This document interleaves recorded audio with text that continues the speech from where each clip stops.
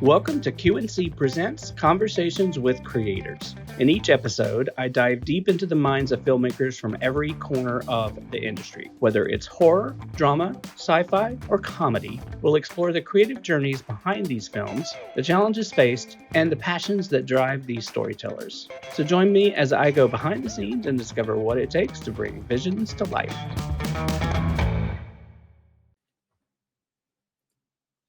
Hello, and welcome back to another episode of Conversations with Creators. I'm your host, Rick Clifton. Today, I am diving into the futuristic world of action, humor, and high-tech combat with two very dynamic storytellers, William Joseph Hill and Pamela Hill. They're the husband and wife team behind Cyberfighter. Cyberfighter is a martial arts sci-fi comedy currently in post-production and making waves on the festival and indie film circuit.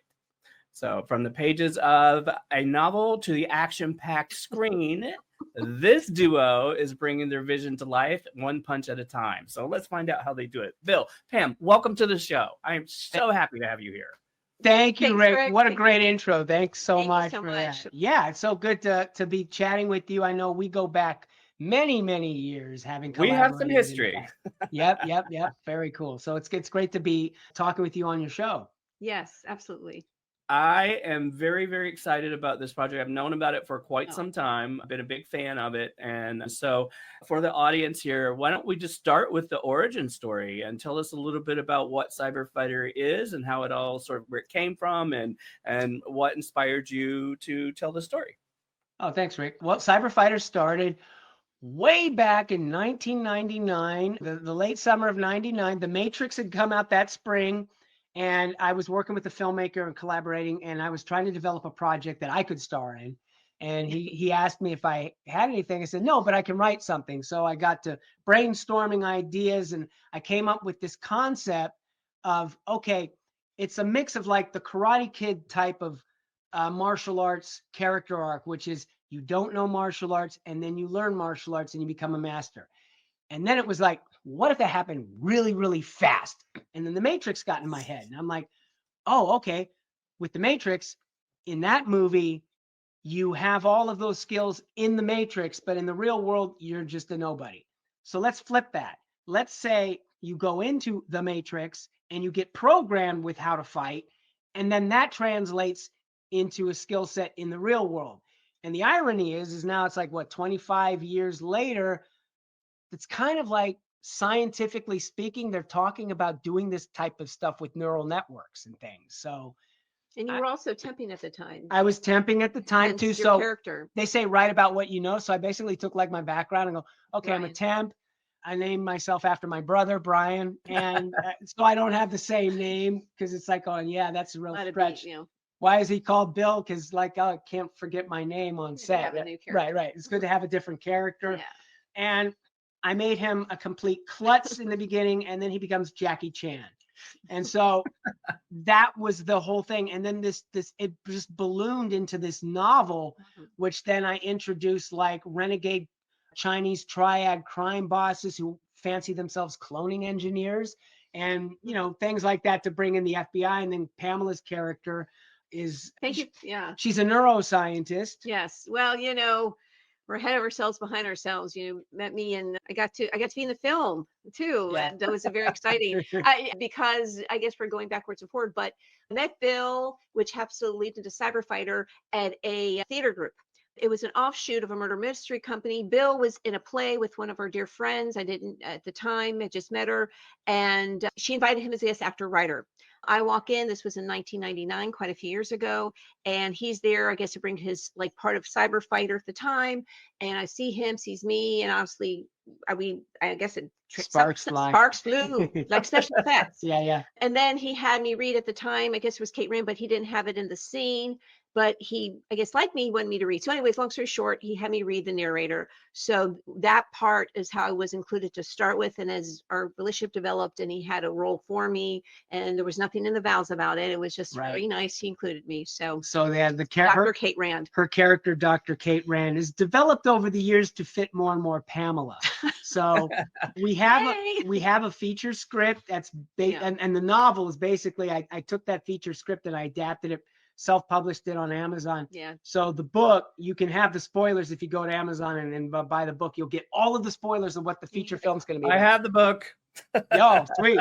So you know all of the backstory. And then when did the comic book come out? The comic book came out during the pandemic because I had originally, so many feature films and a lot of filmmakers, especially in genre films, what they do is they'll do a proof of concept, a short film. And I know we discussed this years ago when I was doing your short film project.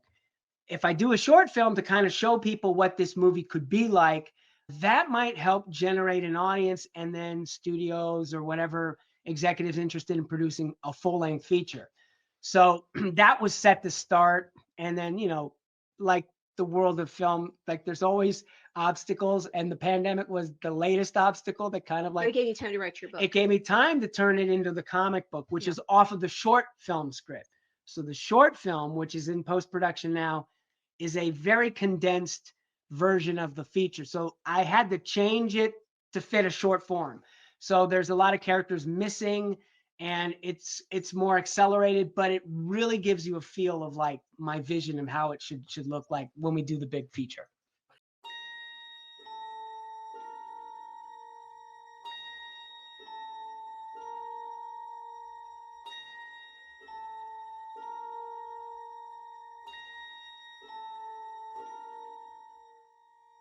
Come with me,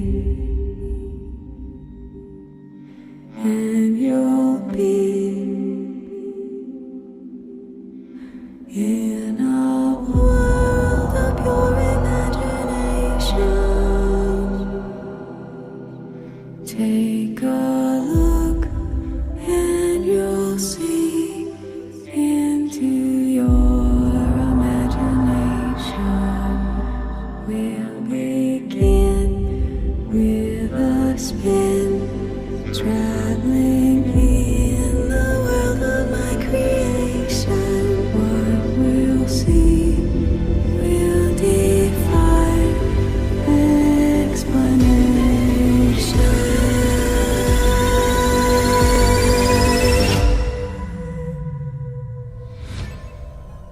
So I want to tap onto something that you had sort of touched on about neural pathways and all of that. Let's talk a little bit about what made this the right time to tell this story and to bring this to life right now. Not only from a technology perspective, but also what about from this time in your lives and your careers? So like what made this important to do now? Oh, that's a great question. Great question, Rick's Well, good. the short answer is it just all fell into that way. That's like the universe wants that to happen now, because I've been trying to get this done for even the short film for like 10 years. 10 years Yep. for the short film. But to add to that, I always tell this to Bill, and I think you can tell this to all artists, creators out there, is that it's not one thing is less than the other. It was always some form of cyber fighter, be it a stage reading, be the first reading. There was a few readings, be it the book, the short film, the script. So the energy was always one thing after another and morphing into the way it should be, including other people with it. And that's what's exciting. I almost got goosebumps, right? Is that all those other factors that fall into it to even make it grow even better. So it's not like one could be better than the other. They're just different forms of it. So while he was like, we all go through frustrations and all the challenges, but I always said, but you're still in it. You're creating it. It's those things actually exist in different forms. So, and it just develops. Yeah. So it changed so many times over the years. And even the short film, adjusting. And then finally, I think once we got out of COVID and production started ramping back up, and then we had the strikes. I know. That literally one thing after another. That's what I was like, we got to do it now.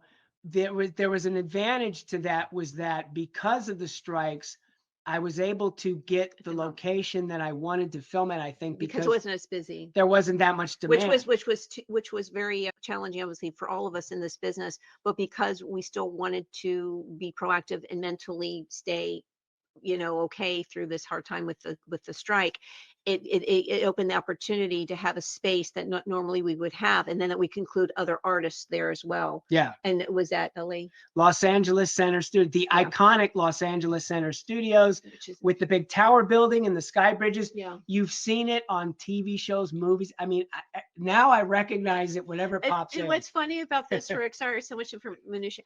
Bill had already, which doesn't mean he was going to get it, but this is funny and it makes me chuckle.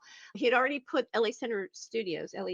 Yep, Los Angeles Center in the comic book. In the comic book, the location. Yep. So I'm like, honey, I know that. We call that manifesting. Manifesting. And Yeah. believe me, I'm all for it. I'm one of those gals. But it was cute. I'm like, I said, that's nice, but it also, I think, gave them the humor. Like, oh, I put it in the comic book. Or I was like, okay, we have to have it, but no, but it actually was ironic that. Well, the funny thing too is like, doing this now, I started doing this kind of thing when I was a teenager, like Yes. in high school. Mm-hmm. And when I was a junior in high school, I had this idea in my head. I was going to do a ninja movie over the summer. I actually got an upperclassman to be my You DP. did. I did. You did. And I got remember this. I got the school to lend me their video camera. So it's Yeah. funny. Back then, I guess when you're young and you don't know any better, you figure, why not? I can do it. And then when you get older and the world beats you down, you start to, well, I can't do this and I can't do that. But then it occurred to me, okay, well, it seems like all these obstacles between the pandemic and the strikes and everything. I'm like, I'm just gonna let's just see if we can shoot it there. And it's It's great. They were so accommodating. It really, there's a word in Yiddish called bashir, meant to be. Yeah. It was just so, everything just fell in line. And again, you always have your challenges, but even, I guess we can say about the set. I don't want to give too much away that the set was there from something else. It was too funny. This is a very simple thing, but I think you'll appreciate this little. So, and this is part of our behind the scenes, which is also on our YouTube channel. Yeah. You see like see our location scout. So we're scouting down there. And we go up into there's interior offices. Now, for years, I had been planning for this location to the point where I built it into my storyboards and my previs so I could set up my shots because I knew I could only have a budget to shoot, 2 days on that location. Yeah. And so I needed to make sure I planned everything. So I needed to build a virtual set that I could virtually place it. So we go up there to scout it and to take measurements and everything. And we discover all these cubicles. And I'm like, oh, well, on your website, it's just a big empty room. And they're like, oh, yeah, they were doing the remake of what was it? Fatal Attraction. And they just left them here. And hence one of his scenes takes place in an office. And they're like, we just leave it. He goes, oh, you can use it. Like, oh my God, it wasn't like a storefront. Yeah. It wasn't like a kitchen. It was an office. And it's like, okay. Oh my God, Rick. So we have cubicles. Fortuitous. I love it. Yeah. Manifesting, that's what that is. Yeah. So I learned to and this goes to like any other creatives out there. Yeah. Just keep believing in it.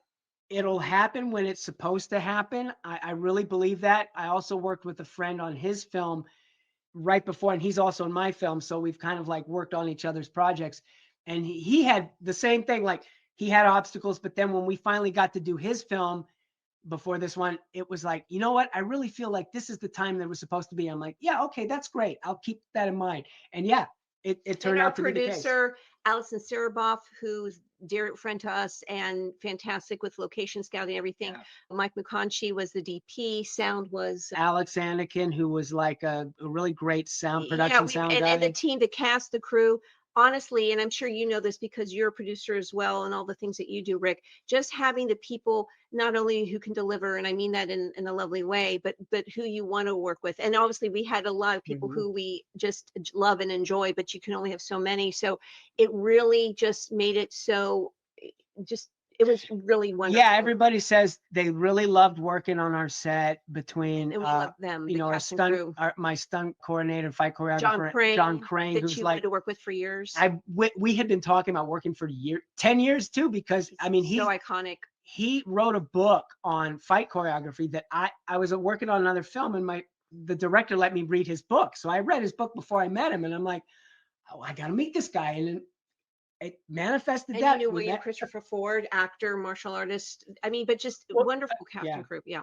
I think that's great. One of my questions is about the action. So now that you brought it up, let's talk about that choreography a little bit. How did you, You kind of just answered that a little bit, but what was the approach towards choreographing and filming all of these martial arts sequences to make them? I mean, I've seen the behind the scenes photos and I know how you work, so I know it's going to be fantastic. I'm very excited for it, but I'd love to know how your approach and making them feel both cinematic, but at the same time, very authentic. Oh, thank you. So I'm a lifelong martial artist.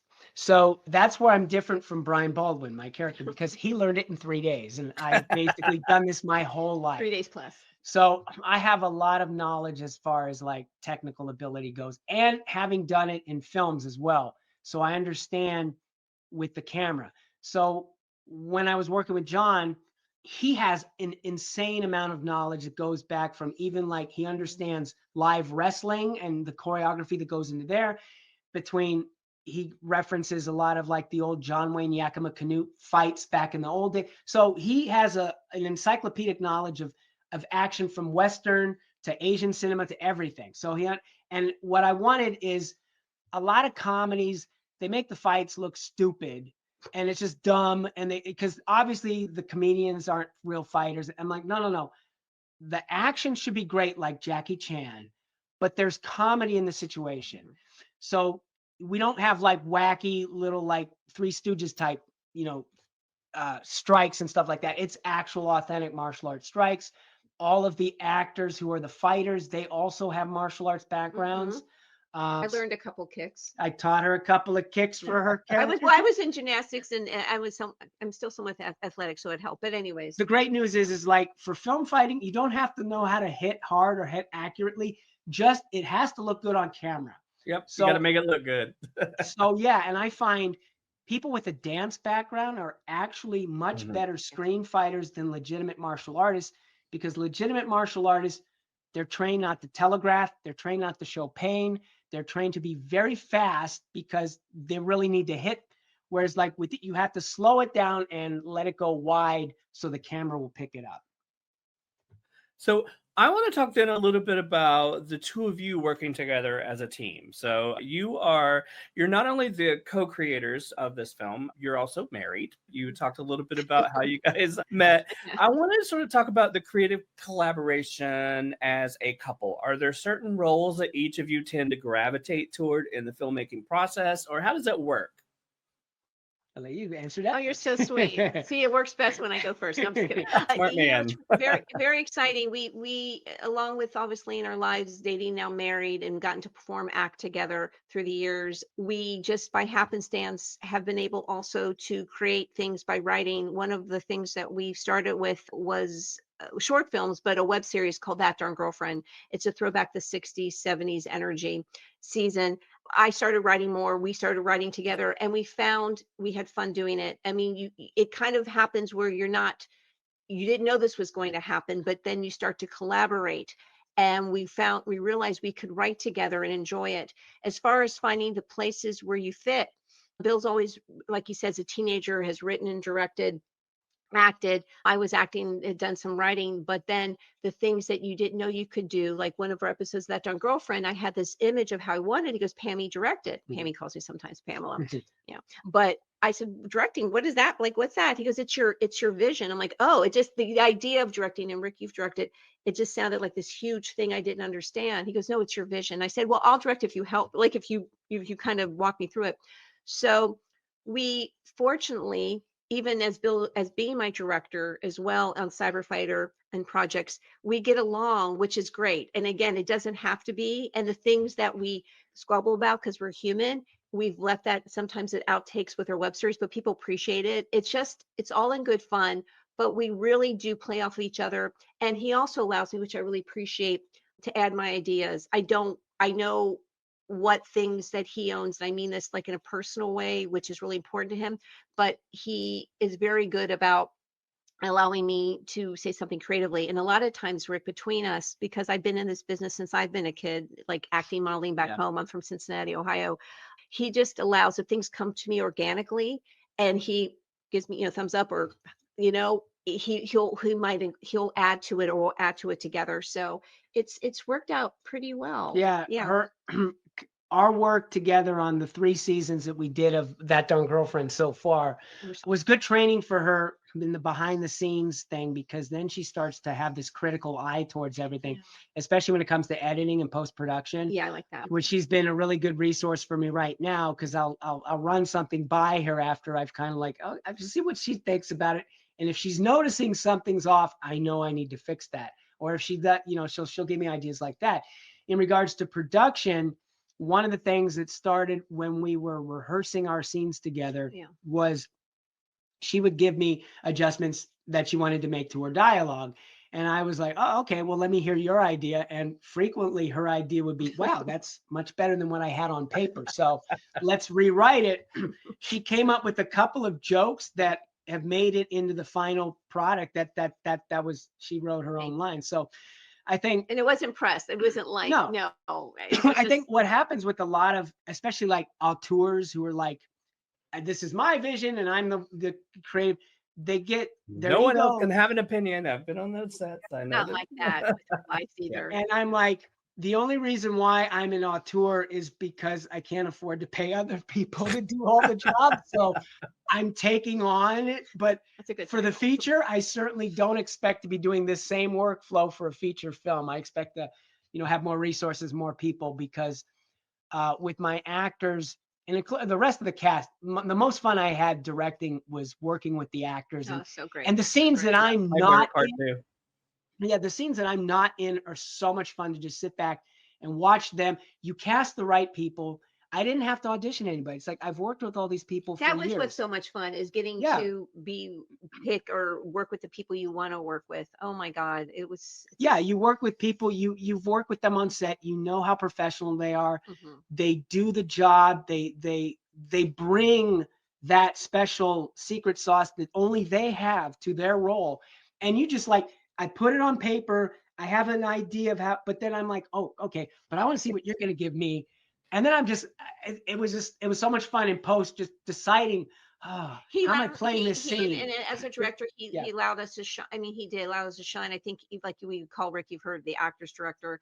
It was helpful, but and again, with me, of course, I'm comfortable, but even though it's my husband, still, I want to do well, but it didn't feel not comfortable. And I mean that in a good way. I don't mean like he was coddling me or anyone, but it was just allowing, and it made it fun. It did. I mean, it brings up a technical question for me, for you guys. And just because I'm thinking about, you know, when I'm directing things, you know, my approach is always, I'm going to tell you where, like, how I see the scene, where I'd like to see it go, but I want you to kind of like make it your own and just kind of play with it. And you know, when we do our things, I'm like, I'm not married to the script. If you change a word or two, it's not a big deal. I encourage that. But knowing that you have a limited time in the space, knowing that, you know, you are on a tight schedule, how much time did you as a director allow your actors to have room to really kind of stretch and play? Did you do that in rehearsal or on set, or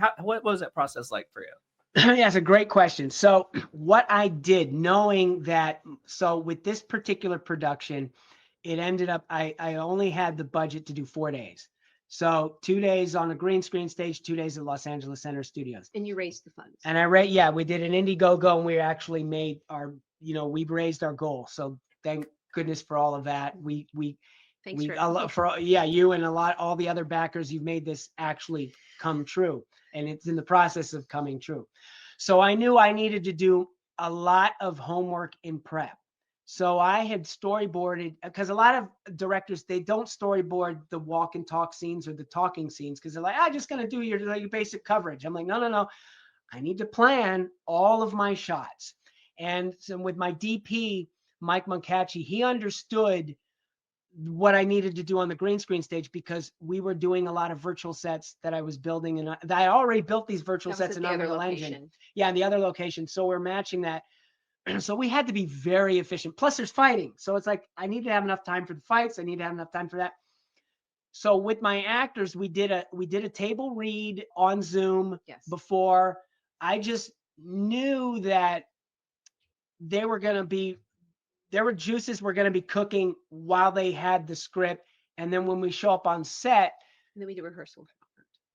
Yes. Okay. So yeah, we also did a live. That's a good point, Robert Pamela. DiTilio, one of the actors, plays Who Mr. plays Mr. Humbert Kluge, who's like the inventor of all of this. We rehearsed with him at his home. Yeah, we rehearsed with him in his home because his scenes were on the green screen stage, and I needed to figure out where I wanted the camera blocking wise. And so your that, fighters got to Right. rehearse at Great Park. yeah, of course, we also had, so we had rehearsals for choreography too, which was Yes. needed. But for the feature, if I had a bigger budget for this, I would have scheduled more rehearsal days for the fighting, because that would have So there was Rick answered obviously a little bit. so there was some rehearsals, and because we're Yeah. together in a lot of scenes, I actually had so much fun. I mean, when you marinate it and I should say marinate it, like marinate it together, and it's going through one of our scenes that opens it up. It was so much fun because we kept doing it. And I think when we finally get to set, because one of our scenes is one of the first ones, just because an actor, as much experience you have, you still want it to be there without trying too hard, because we'd done it so much. It just made it so much more fun. And I think we worked a lot of it out. We were able to use our part, obviously live together, to rehearse. Yeah, our stuff, we had plenty of really time fun, to though. get nailed down. But I would say to like all the other directors out there, the more prep that you do, the better prepared yes. you are for Yes. when things go south on set, or things like you have to make adjustments, you're able to pivot quickly. God, And yeah. my crew was very complimentary to me. Like my sound guy at the end of the first day, we wrapped early. So I scheduled. Wow. We only had 12 hours elapsed time, because the location gave me 12 hours elapsed. That was it. So my producer, Allison, who also was my first AD, I called her like she was my filmmaking soulmate, because we were like communicating. She's great. She would keep me from going a little bit too, we got to get, okay, got it, right. So we set that precedent that my crew, 12 hours elapsed. So that means, because a lot of times you take time off for lunch and that gets added in the end of the day. No, we wrap in 12 hours. So we were very efficient. My DP, we shot pretty much everything either on a tripod or gimbal, so that we didn't have to set up for, whatever that's you great. can. Yeah, you don't have to do a crane. I have crane shots and I have dolly shots, but I do that virtually. Yeah, relocating a set and all of that stuff is crazy. All right, so that brings up another great question I had. I want to know, on the production side of things, what was your indie hustle moment? Because we all have one, right? It's that moment on set, or when you're in a scene, or you're on location, or something goes wrong. Something just kind of inevitably is just going to go hard left, and you're not expecting it, and you're not planning for it, but you managed to pull it off anyway. Did you have an indie hustle moment at any point yet on this film? Yes, that's also going to be part of the behind the scenes. So I've keeping that under wraps. Yeah. But I can speak to this. One. I can speak to this.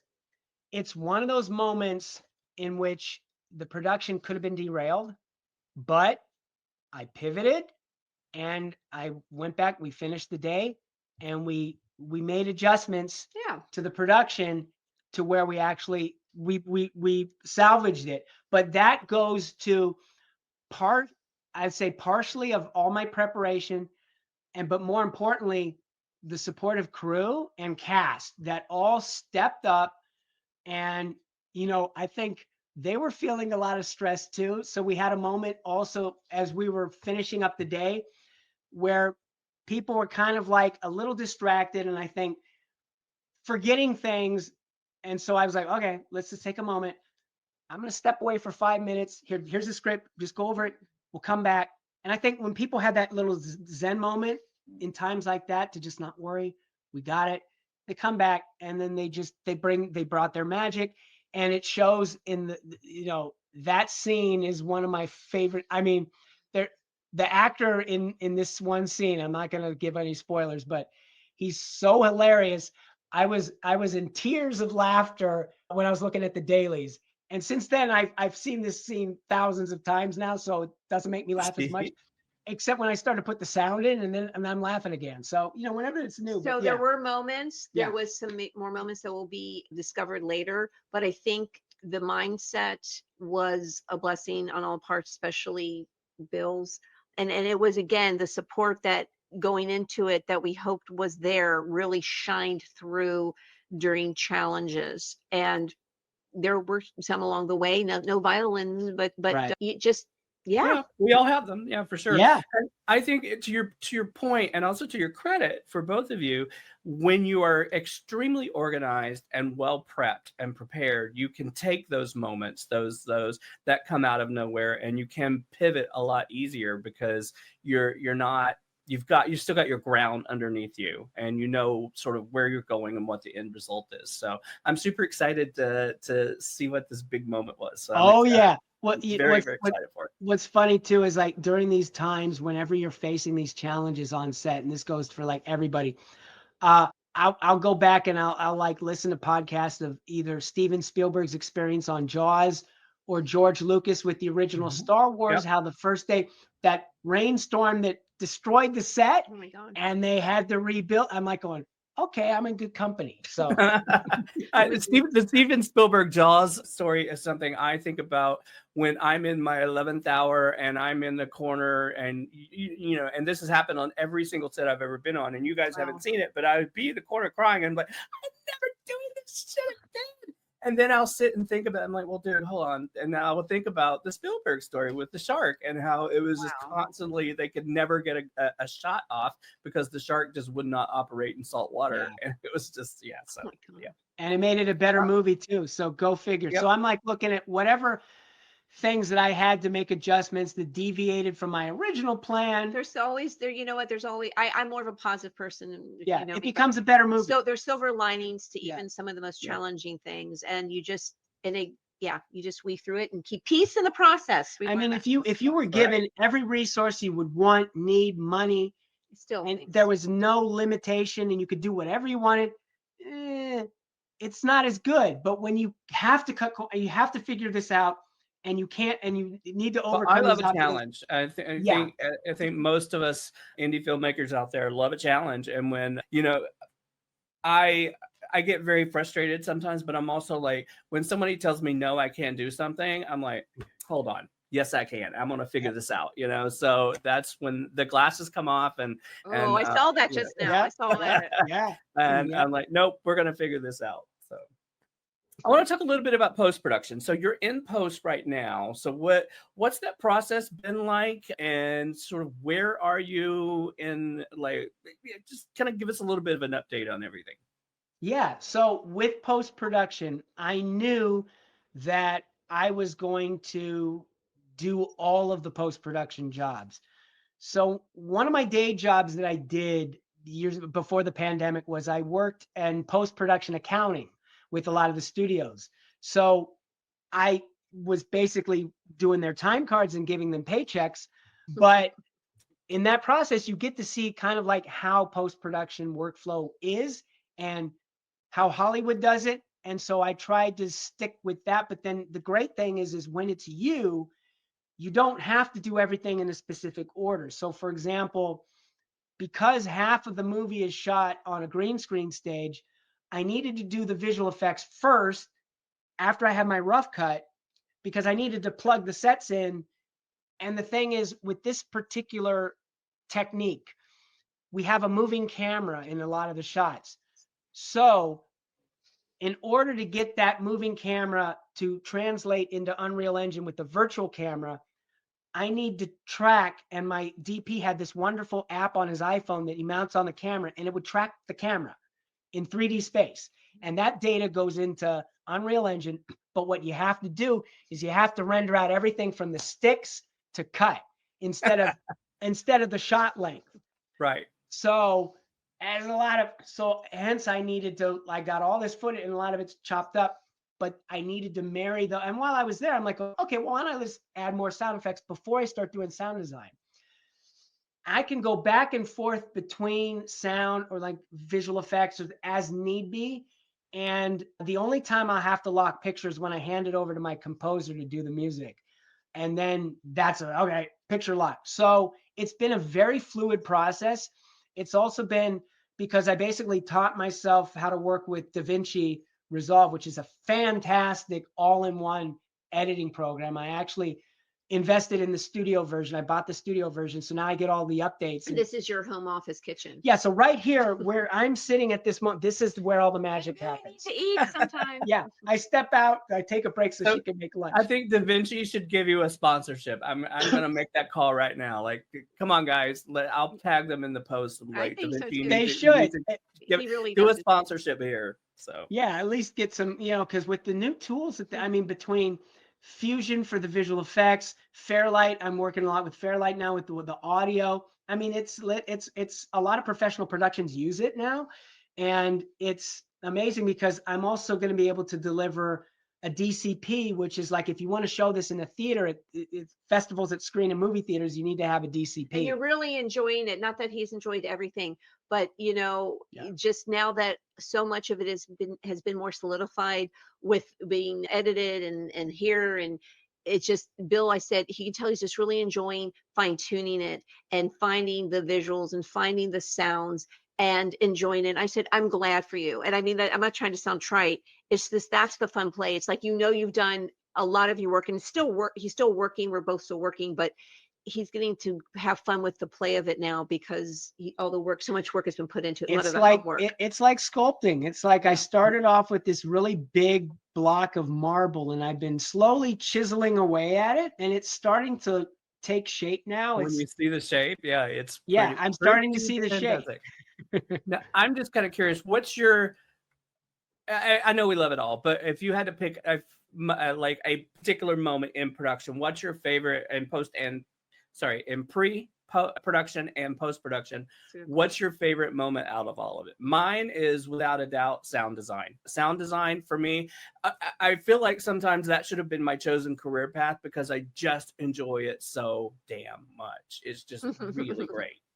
Oh, you and we're like on the same wavelength here. It's same, get it? Wave, ha ha ha. Oh, sound. That's a sound. No, it's funny because like one of my favorite film creators, of course, is Ben Burt, who basically created the modern sound design from his work on Star Wars. I mean, he did that analog with the Nagra and a big, blimp mic, and he just would layer this all stuff with magnetic tape.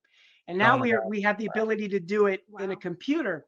So the fun thing for me about sound design over visual effects is that visual effects have to look believable. We just talked about that the other day. Yeah. And if it doesn't, it really sticks out.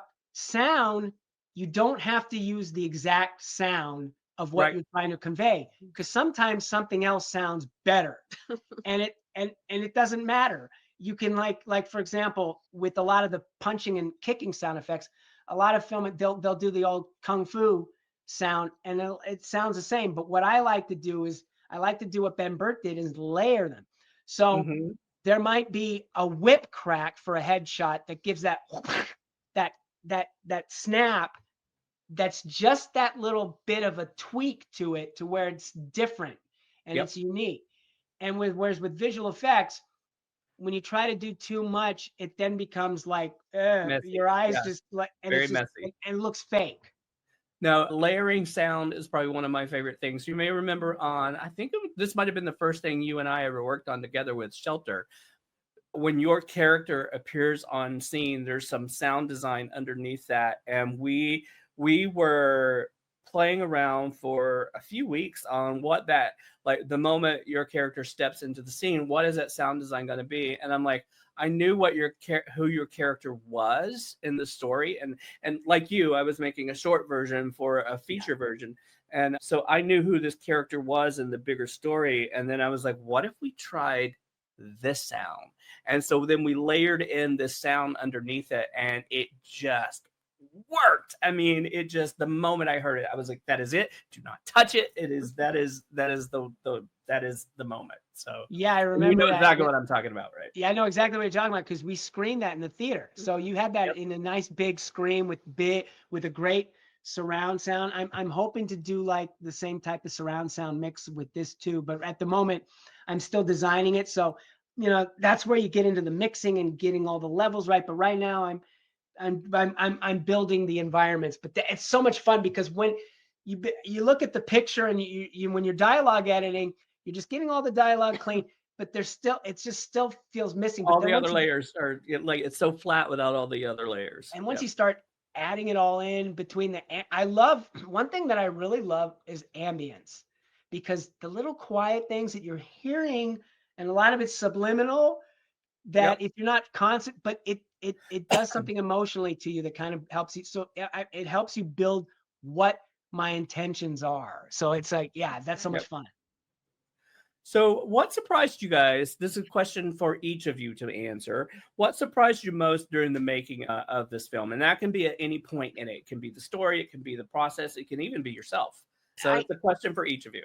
Yeah, I think I've said this before. I knew for at least raising of the funds, we start with a short film. I didn't realize how much hands-on I would be. The idea of like reaching out for monies in any form, not that it wasn't a good reason, because people do that with Indiegogo and Kickstarter and such. I just felt a little uncomfortable, like, oh, we reach out to friends or family or acquaintances. And so I was kind of putting the back burner, just wanting it to magically appear, like, oh, I don't want. But the funny thing is, Rick, and this really happened, this really did surprise me. I bring this up to Bill all the time, and he knows me well enough that the day the campaign finally started and he was starting to do the reach outs, I thought, okay, let me try to craft something. Again, it wasn't a forced feeling. He never said, Pam, I need you to do this. I just wasn't my wheelhouse. There's other things I'm good with, wheelhouse. It just didn't feel right for me. But then I formulated some type of communication that I started to put out, and it felt okay. And I didn't tell him I was doing that. And then I also am very careful, mindful of how I word things, only because you want to not be a megaphone, but a conversation.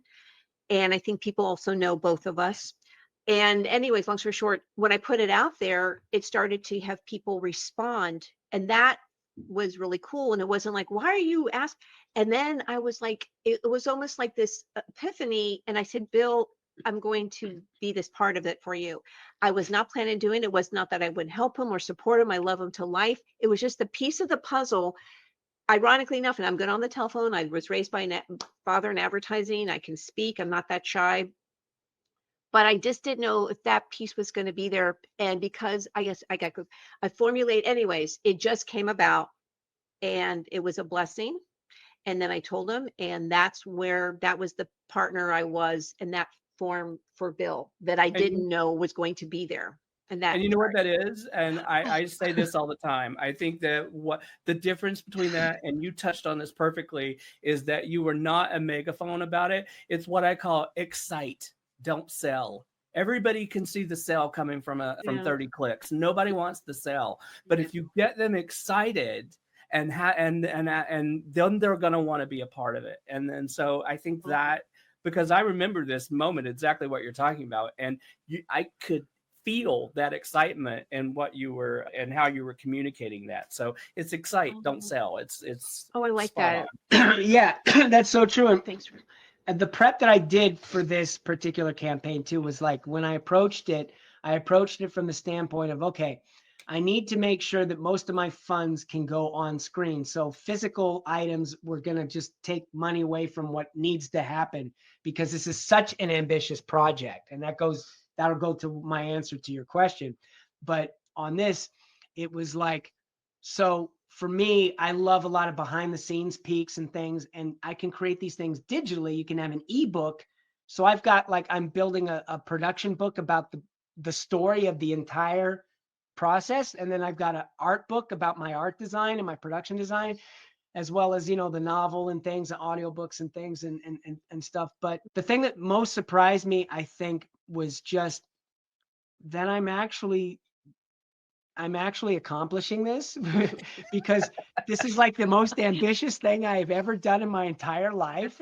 And it's like, it takes what I did as a teenager, and it's like, oh, no, let's level up. Let's do this in Hollywood professionally, with professionals, and produce something that could actually be screened at Grauman's Chinese. I'm like, okay. And it's happening. So I have to keep pinching myself. Oh. And when I sneak, like, my cast and crew, I had on my phone a little sneak peek of some footage that I showed them, and they were just all like, just watching their reaction. I'm like, Okay, good. I'm not completely insane. I'm onto something here, I think. Yeah. You know what's funny is I relate to that feeling so many times, and like being this little kid from nowhere, North Carolina, right? Like ending up and living in Hollywood, California. And I'm like, can I even, like, what am I doing? Like most of the time I wake up in the middle of the night, I'm like, what are you doing here? You're like, you don't belong here. And Yeah. then when you do manage to actually get these things out into the world, it's kind of it's a lovely feeling, but at the same time, it's kind of a pinch me moment. Like, wow, I really freaking did that. I mean, so yeah, I've definitely had those moments too. And you I never want to totally lose relate. that. You No. never want. I always hope you don't lose that Never part want to of take it for you. granted. Yep. No. Well, the irony is, like, as a child, I was dreaming this dream. And I'm like, yeah, you know what? The funny thing is, it's just like I'm literally doing exactly what I had imagined I would be doing at age 11. And I at age love it. 11, age 11, I love it. we only had, like, video, VHS, Super 8.